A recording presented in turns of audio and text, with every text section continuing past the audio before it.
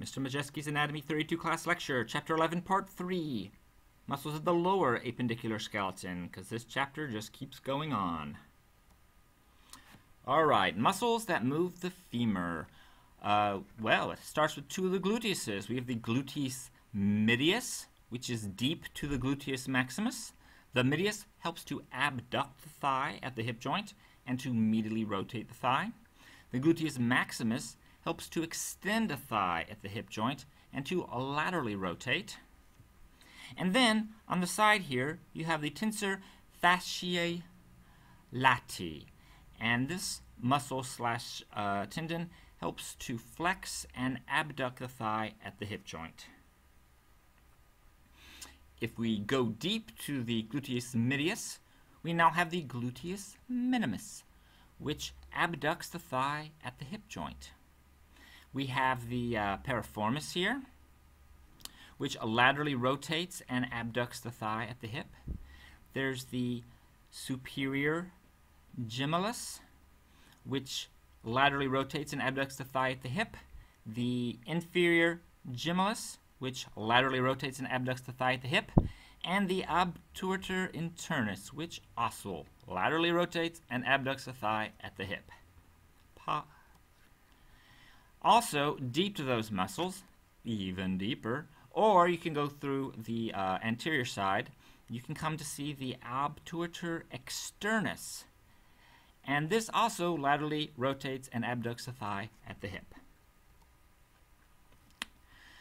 Now, if you look on the posterior wall of the abdominal cavity and pelvic cavity, we see two interesting muscles, the psoas major up here and the iliacus right here, which together make the iliosus. And these two muscles, when acting together, flex the thigh at the hip. They can rotate the thigh laterally and flex the trunk at the hip, such as sitting up.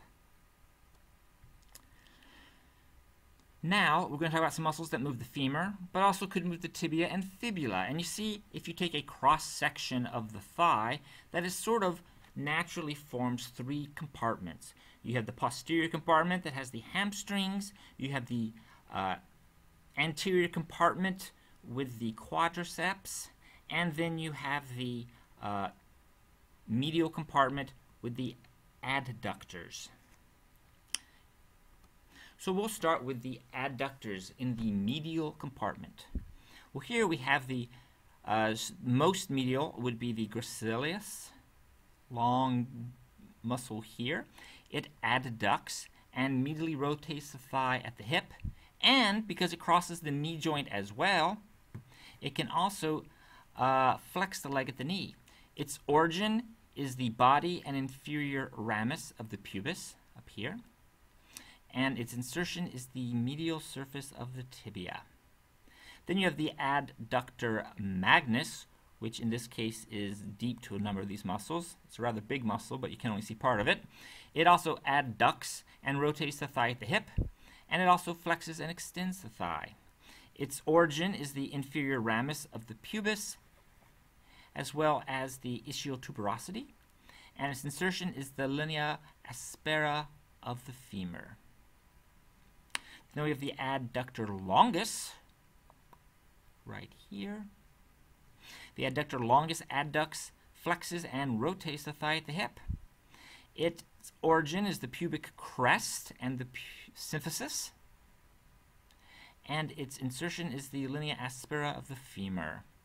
Then we have the abductor brevis, can sort of barely see it here.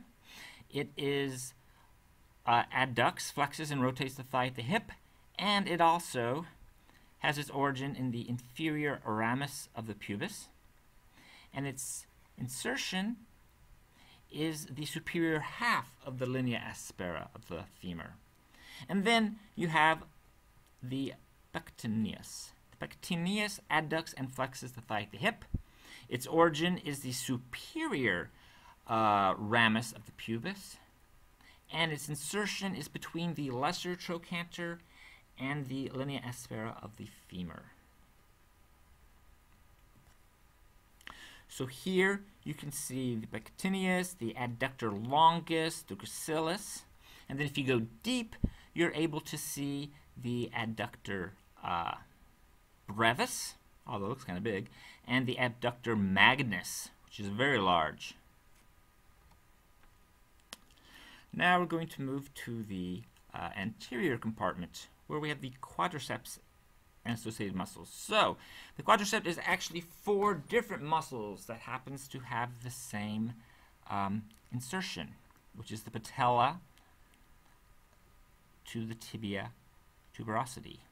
Anyway, so you have the most superficial of the 3, the rectus femoris.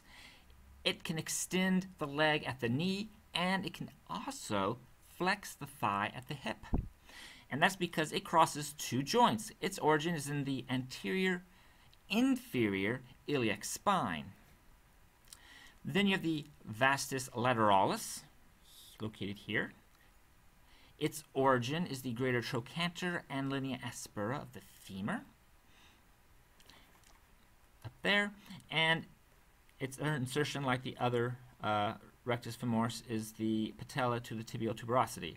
Then you have the vastus intermedialis, which is deep to the rectus femoris, and it also extends the leg at the knee, and its origin is the anterior and lateral surfaces of the femur.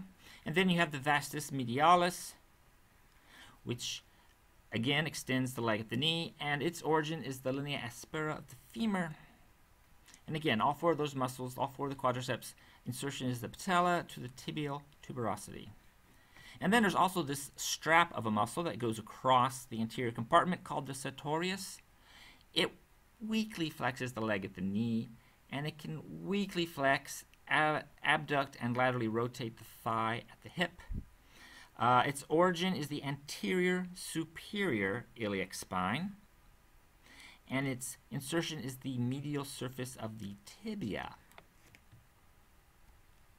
And so here is just showing these muscles in isolation: rectus femoris, vastus lateralis, vastus intermedialis, and the sartorius, and the vastus medialis. Then we have the posterior compartment, also known as the hamstrings, composed of 3 muscles. You have the biceps femoris here. It flexes the leg at the knee and extends the thigh at the hip joint. Its origin, it has 2 origins, being a biceps. Its long origin is the ischial tuberosity, and its short origin is the linea aspera of the femur, and its insertion is the head of the fibula and the lateral condyle of the tibia. Then you have the semitendinosus right here. It also can flexes the leg at the knee and extends the thigh at the hip joint. Its origin, again, is the ischial tuberosity, and its insertion is the proximal part of the medial surface of the tibia. And then you have the semimembranous muscle, which is somewhat deep to the other 2. It also flexes the leg at the knee and extends the thigh at the hip joint. And again, its origin is the ischial tuberosity, and in this case, its insertion is the medial condyle of the tibia. So again, showing these muscles in somewhat isolation: semitendinous, the long biceps femoris head, then semimembranous, and the short biceps femoris head. Now, muscles that move the leg and lower leg and foot. We have the fibularis longus along the lateral side. It helps to plantar flex the foot at the ankle joint, and it can also evert the foot. Its origin is the head and body of the fibula, and its insertion is the first metatarsal and first cuneiform. Then you have the fibularis brevis, which is slightly deep to the fibularis longus. It's also plantar flexes the foot at the ankle joint and everts the foot. Its origin is the body of the fibula, and its insertion is the 5th metatarsal. Then we have the extensor digitorum longus, located here. It dorsiflexes the foot at the ankle, and it extends the phalanges of toes 2 through 5. Its origin is the lateral condyle of the tibia and the anterior surface of the fibula, and its insertions are the middle and distal phalanges of the toes 2 through 5. Then you have fibularis tertius, which is somewhat deep to the extensor digitorum longus. The fibularis tertius dorsiflexes the foot at the ankle and everts the foot. Its origin is the distal third of the fibula, and its insertion is the fifth metatarsal. Then you have the tibialis anterior, right there in front, and it will lateral dorsiflex the foot at the ankle and inverts the foot. Its origin is the lateral condylum body of the tibia, and its insertion is the first metatarsal and first cuneiform. And then we have the extensor hallucis longus, which dorsiflexes the foot at the ankle. So here's the extensor hallucis longus, and it also extends the great toe, hallucis, for the hallux. And here's just showing the tibialis anterior, the extensor hallucis longus going to the great toe, the fibularis tertius, and then the extensor digitorum longus going to the other four toes. Then on the posterior side of the lower leg, we have the gastrocnemius muscle, big muscle, the calves. It plantar flexes the foot at the ankle, and it also flexes the leg at the knee joint. Here it's crossing more than two joints. Its origin is the lateral and medial condyles of the femur, here and here, and its insertion is the calcaneus. Then you have the popliteus muscle. It's a small muscle up here. It helps to flex the leg at the knee. Then you have the plantaris. It's another small muscle up here, but it has a tendon that goes all the way down to the bottom of the foot. It can plantar flex the foot at the ankle and also help flex the leg at the knee.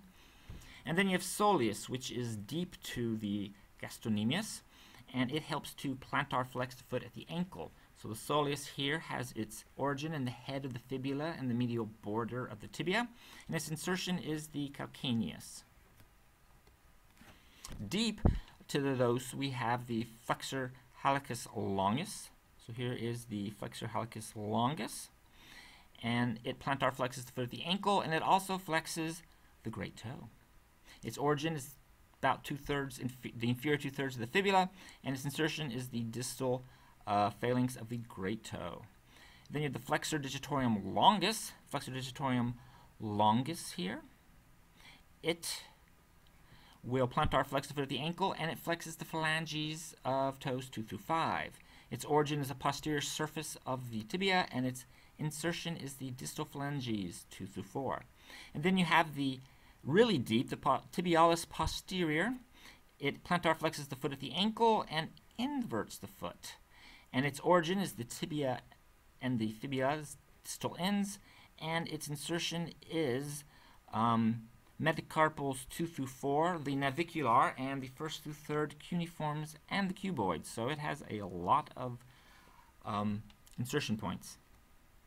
So here's tibialis posterior with its insertion points, the flexor digitorum longus, flexor hallucis longus, and then the popliteus.